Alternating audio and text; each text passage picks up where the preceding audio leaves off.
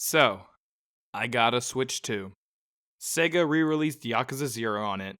I've actually never made a video on Yakuza 0, so... Yakuza 0's Switch port should have happened sooner. Part of me thinks this release was originally planned to coincide with the release of the Amazon Prime series, but either they didn't have enough time, or just figured, hey, let's just give Switch 2 users a Yakuza game to play at launch, like we did with Ishin on Japanese PS4s, and Like a Dragon on Xbox Series X. Yeah, people tend to forget that RGG likes to do launch titles. Oh yeah, I forgot to do a video on the Prime series as well. Skip to this timestamp if you don't want to hear my thoughts.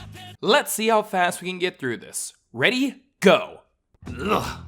From the outside looking in, this looks cool, but when you dive deeper into it, it's not great. The series struggles with trying to juggle to do its own thing, adapting Yakuza 1 and Yakuza 0, and adding new characters that overall do not add anything worthwhile to the plot. There are some great ideas like Kiryu becoming an underground fighter to fight for his family, Nishiki's understandable turn, and more screen time for Yumi and Kazuma. However, it's not enough to save a plot jarringly switching timelines on the fly and then expecting you to understand what's going on currently. I also really don't like what they did with Kiryu in wanting to become the dragon in Dojima, especially considering that one final line from Zero and Nishiki's role in the finale of the series. That last one feels like they just took something from a Judgment game and just plopped it into Yakuza 1. Also, other RGG characters do appear, but their portrayals are a far cry from their game counterparts. The Florist Asai I absolutely hated in this show, and even Haruka is not even worth mentioning. The role of Kazuma Kiryu was well cast and the actor gives a great performance alongside Nishiki and even Yumi, but overall story-wise this show is a mess. This series should have been a home run, but we're left with a mediocre Yakuza show that has a great cast that is being destroyed by a convoluted story. Honestly, if you want a slightly average but more fun live-action Ryuga Gotoku experience, the movie by Takeshi Miike is better. Or you could just watch Beat Takeshi's Sonati. This series could have been way better, and it ends on a cliffhanger which will probably not be followed up on. And it's so forgettable that I'm just struggling what to say about it. Also, Majima barely shows up. 4 out of 10. In present day, present time, we got Yakuza 0 Director's Cut. A new version of Yakuza 0 that adds some quality of life features, more language support alongside a new English and Chinese dub, a new multiplayer mode, and new cutscenes. It's refreshing to play Yakuza 0 again after all these years, because I legit haven't gone through the game since 2018. And whenever I start a new file, I understand why. It's because the game takes so long to get through. While there are exciting moments in the first chapter, it takes a while before things actually happen in the story. It's not all bad. Experiencing this story again after so many years puts the game in retrospect, seeing how far this series has come. Ever since Yakuza 0 release, the fanbase was in a completely different state than it is now. So introducing an entirely new audience to Zero, as well as refreshing older fans on the game that started these characters' journeys, is a really nice touch.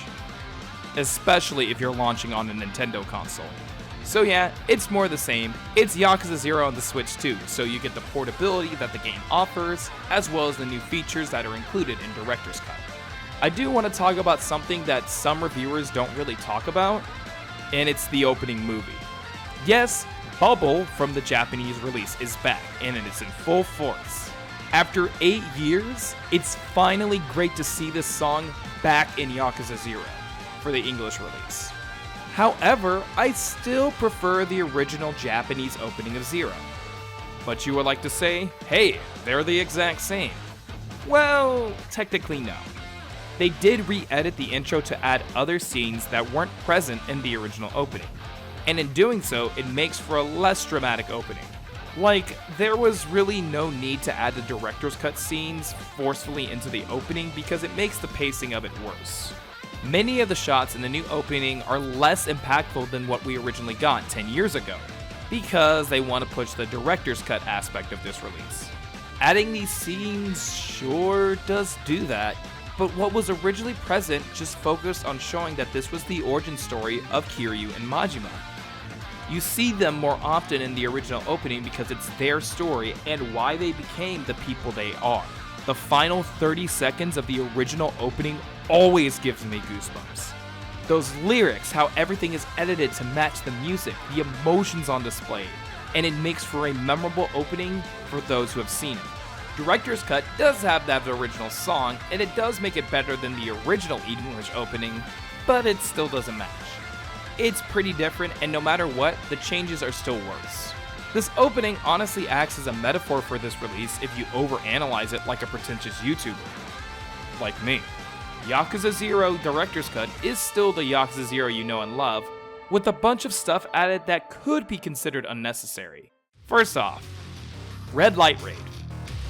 It's a fun mode to grind out, and it's nice to see a multiplayer mode in the Yakuza series. But I've tried, even at launch, to get an online game. Barely anyone is playing this online. Maybe I'll get like one person to play with, and that's about it. There's all these different characters to play as, specifically the men from Zero. Is there a single female character on this character select? I don't see a single female character on here. Most of these characters do play the same despite the movesets and abilities. You can level them up to level 5, and for the most part, you're just gonna pick one character and just stick with them while playing Red Light Raid. Like when this game launched, Joey just told me to pick Red Lip Yamamoto. I just used him because he has a scythe that is great with crowd control and can slice enemies like butter.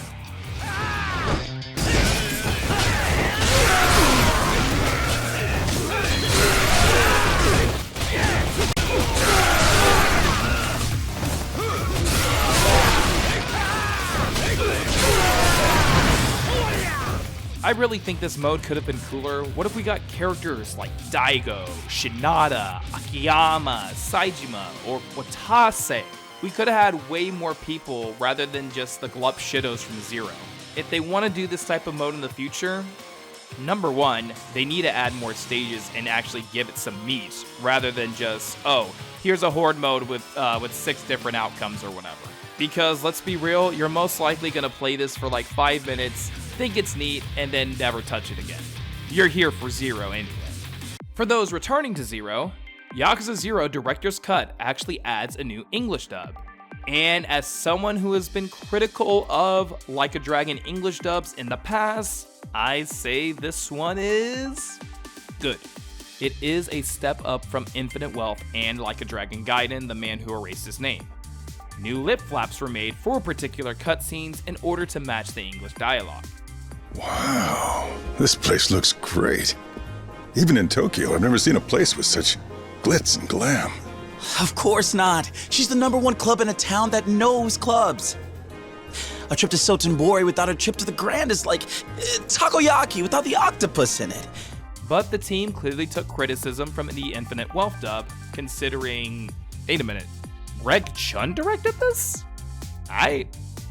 Okay, I can finally say it for the record. Young Yeah did better this time. I still don't like his voice, but it's interesting to follow up the Infinite Wealth dub with him actually playing a young Kiryu from Yakuza 0, and he does a pretty decent job.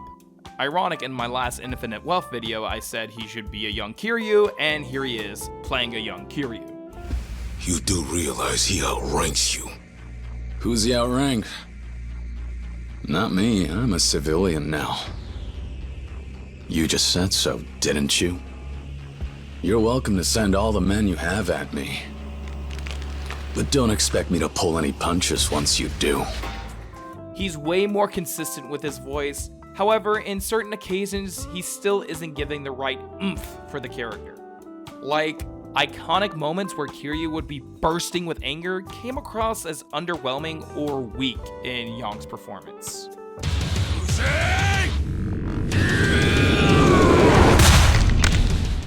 Matter of fact, this is a constant problem that is present with the English dub, but certain voice lines will come across during battle or even in cutscenes as really quiet.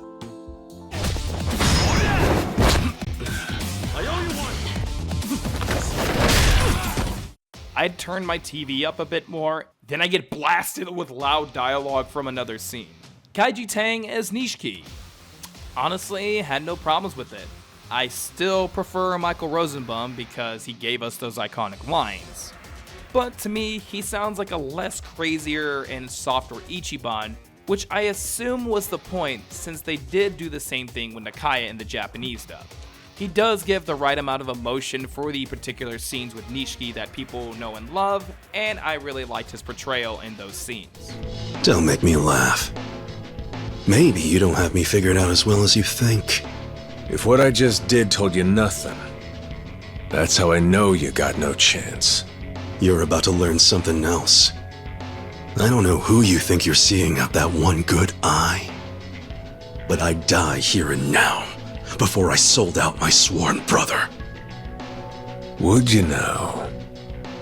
That how this goes down then? The stories say you're a real hotshot. I could care less. I'm not backing down on this one! At the same time, seeing how Zero Nishiki and Ichiban are more positive characters, I would honestly like to see a dub for Yakuza Kiwami. I want to see Kaiji Tang tap into his dark side. And yes, I do want to hear the line. Or maybe we can get RGG 1 and 2 HD with a new dub and the original dub included. Yokoyama, I know you like re-releases. Matt Mercer, however, is a big standout in the dub because his Majima is actually pretty great in my opinion. He captures the emotion of the character in every single moment, and I was having a good time going through the story again with his voice. He can swaps from serious to comedic to the mad dog in an instant.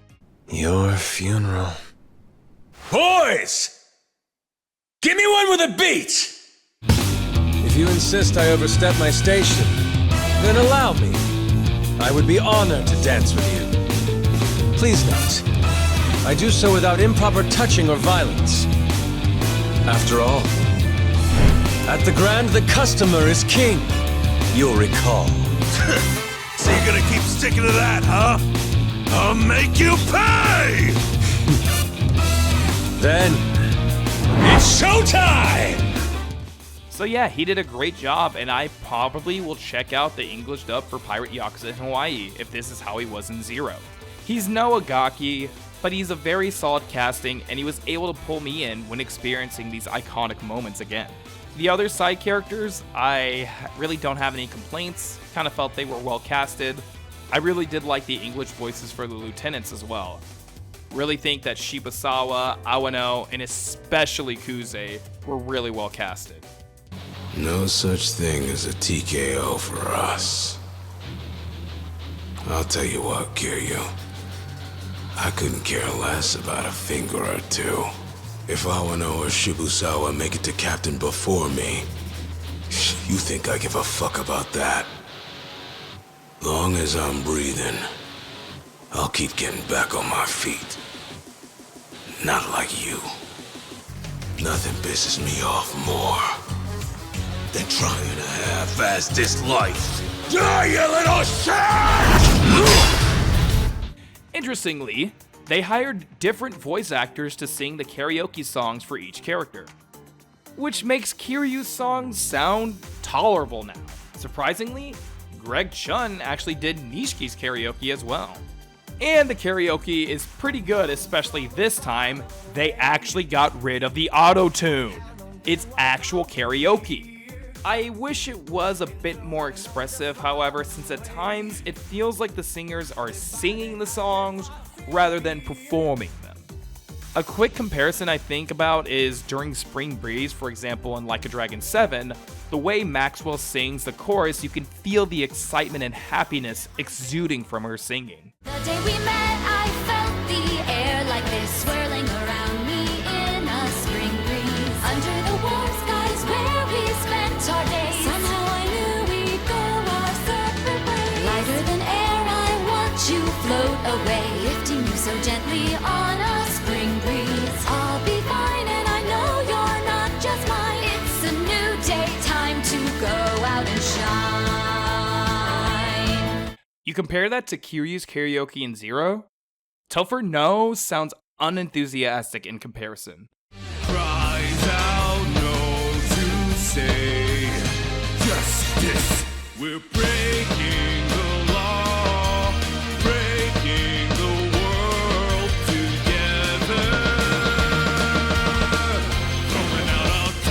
This is nothing against Topher No as a singer. Like, I actually heard him sing. He was apparently one of the boy band dudes in Turning Red. Sure, fine. He's a great singer. I am not going on his singing ability. I'm just saying that in these songs, No's performance comes out as unenthusiastic. Not bad singing, but unenthusiastic.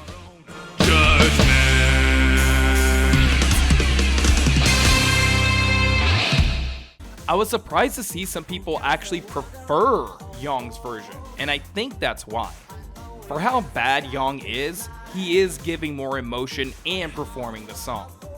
No is a great singer, but when we think Kiryu, we think deep, a bit gruffy, with a wonderful singing voice. And with No's direction, we only get the third thing. That was horrible. That made me understand why every localization tweet is the way it is. After hearing that, I thought to myself, you know what? I think I understand now. The void stared back at me. I also witnessed bugs of Ugaki's battle quotes coming in at particular points instead of Mercer's. It's happened every time I use a heat move in Dancer style, and it's confirmed to happen in the Nishitani fight. Another nitpick I do have with the recent localization of these titles is that for some reason, the subtitles like to get a little crazy and decide to put 3 lines of subs during a scene. I don't like this because it makes them look bloated. Please keep it to 2 lines going forward. 3 lines look like a paragraph in comparison. Also, it can lead to stuff like this. Sega, if you can you please fix or patch this? Most of the script from the original Yakuza 0 was kept, but there were lines that were changed due to the word structure of the dub. This is not a huge issue for me. The only issue is that, we get the 3-line subs, and then we get the HUD overlapping with the subs, and it makes it look bad. Secondly, it was nice to see that lip flaps that were altered for the English dialogue. However, it wasn't across the board like you would see in a modern Ryuga Gotoku release. In-engine scenes would have accurate lip flaps, but pre-rendered cutscenes don't have them at all, and they were recorded with ADR, which I was to assume saves on space, despite this being a 47GB game. Some dialogue scenes even don't have accurate lip flaps, like during Majima's training with the hostesses. So overall, the dub was pretty alright. Maybe I should do a tier list of the Yakuza English dubs soon. Comment if you want to see that. Like I said, the game is still the same Yakuza 0 you know and love, and playing this version made me appreciate the game more.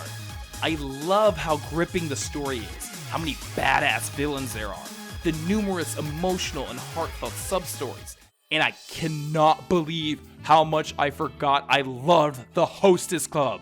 Like seriously, this is my favorite side content in any RGG game ever. Running the Hostess Club as Majima is so exciting. Micromanaging customers, dressing up the ladies to their preferred stats and looks, battling other businesses, and especially how charming those animations are. If I may. Here you are, sir. Excuse me.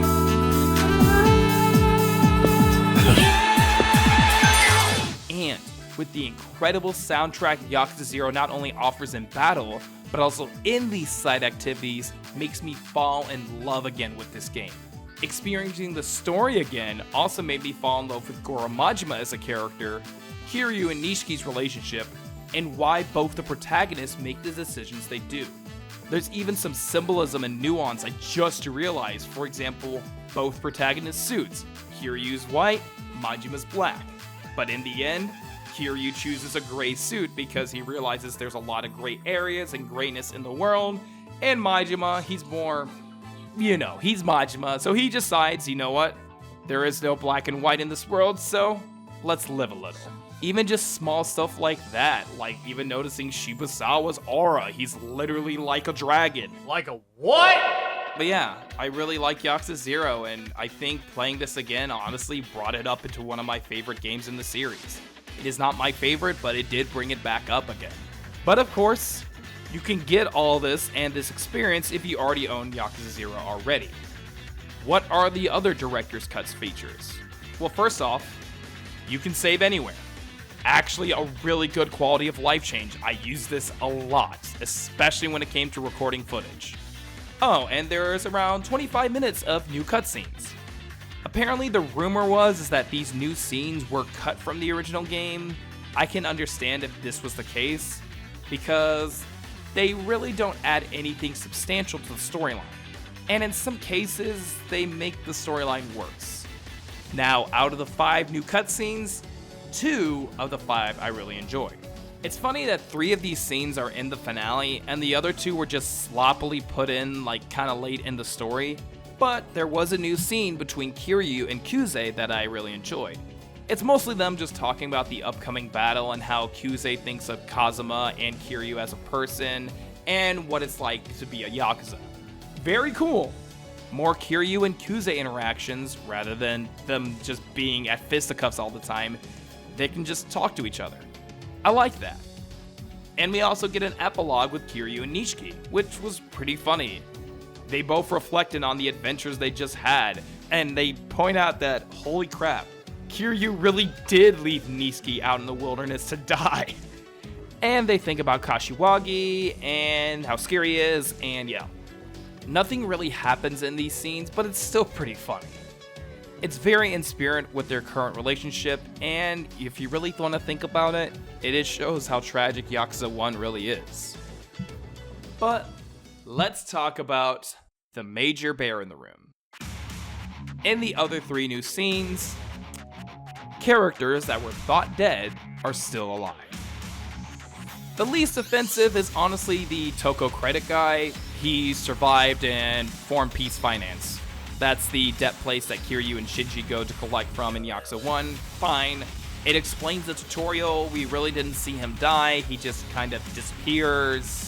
It's the most whatever of survival, but it's fine. I guess it's a little neat that he technically starts off both Yakuza 0 and Yakuza 1. It's inoffensive, but it's still annoying a dead character is back to life. Milliken-san, the detective surviving? I kinda find that hard to believe. Considering this dude is like in his, 70s or 80s, he got shot in the back and then somehow he's okay. At first, I thought they were going to say Nishitani made it out, but thank God they didn't. But his title still goes on, and that explains Nishitani III from Like a Dragon Gaiden. Again, it really doesn't add anything substantial unless you really care about how Nishitani III got his name. It's just kind of ridiculous that he survives. And you know for the fact that if they could probably want Nishitani to survive if his voice actor was still with us. Now, Wen Ha Lee being alive, when I first heard about it, didn't bother me too much. But when you actually dissect and think about it, it's an awful idea.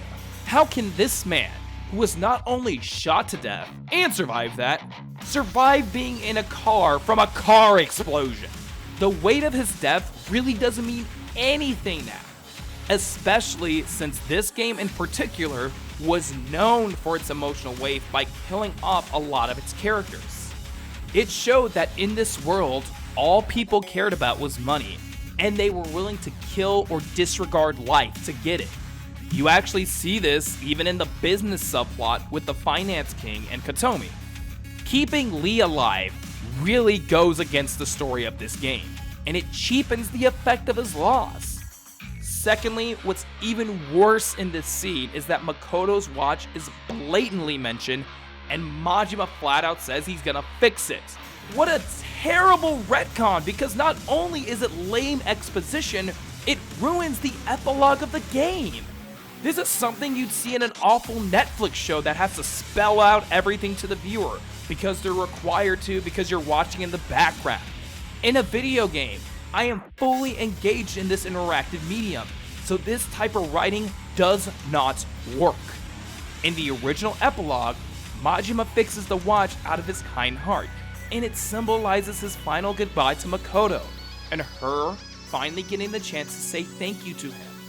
You don't need him to announce this to this random guy or the audience that he's gonna do it. It's awful writing that leaves nothing to the imagination or allows us as players to think. It dramatically softens the blow of the emotional gut punch it was to hear the watch's tune at the very end of the game. Jesus Christ, horrible. And funny enough, that's it when it comes to the director's cut. 25 minutes of new scenes, a bare bones multiplayer mode, and you can save anywhere. I will say this, that it made it much easier to unlock the legend styles for the first time, because in the original game I actually did not unlock legend styles, but this time I invested in the business side and I really went all in figuring this out, and it did make the finale much more worth it.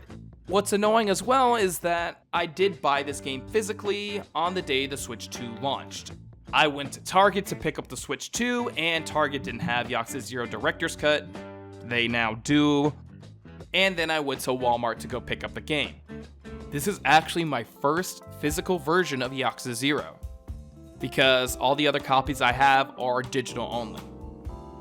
And despite that, the game came on a game key card, meaning that it's just a little card with a key to play the game, and the card does not have the game itself on it.